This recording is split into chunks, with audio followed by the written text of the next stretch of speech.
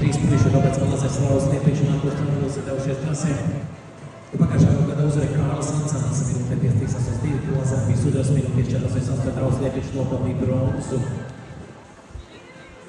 Žēl, ka izpaliek šis duels, ko mēs redzējām nedaudz vakar 1500 metros, bet šodien Kārlis Ansāns skrēja 3000 metrus, līdz ar to viņam nesanāšot sacēties ar Robertu Kalazers. Roberts Kalazers tiešām šajā sezonā uzrādīja lielisku rezultātu.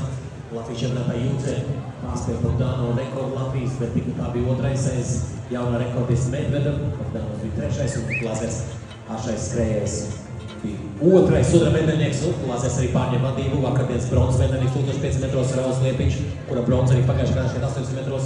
Tagad turās otrajā vietā Arturs Radvils, kurš jau tika pie zelta kavēkļa skrējienām no patās arī tika pie sudraba 3000 metros. Atkal viņam skrēja.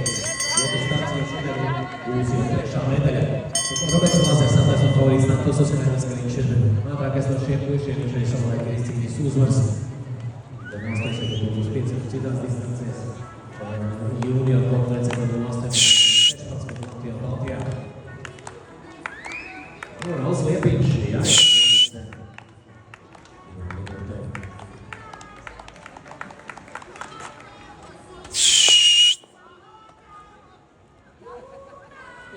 Nekāds vajag sanāks ar Ansānu un Kalazeri, abi būs sacentušies, bet tā fuels izpaliek, un Roberts Kalazers skrien pretī pārliecoši uzvarēja. Viņam 100 metru paliek, viņam būs labākais veikums šajā čempionātā. Pērn viņš bija trešais, un šogad jau arī trešais vakar 1500 metros, un tagad pretī sudrabam skrien Pelīns Kaudzēknis.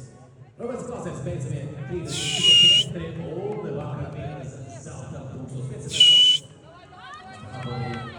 Roberts Kalazers pievieno arī 800 metros. Liepiņam vēl viena medaļa šoreiz sudrabs.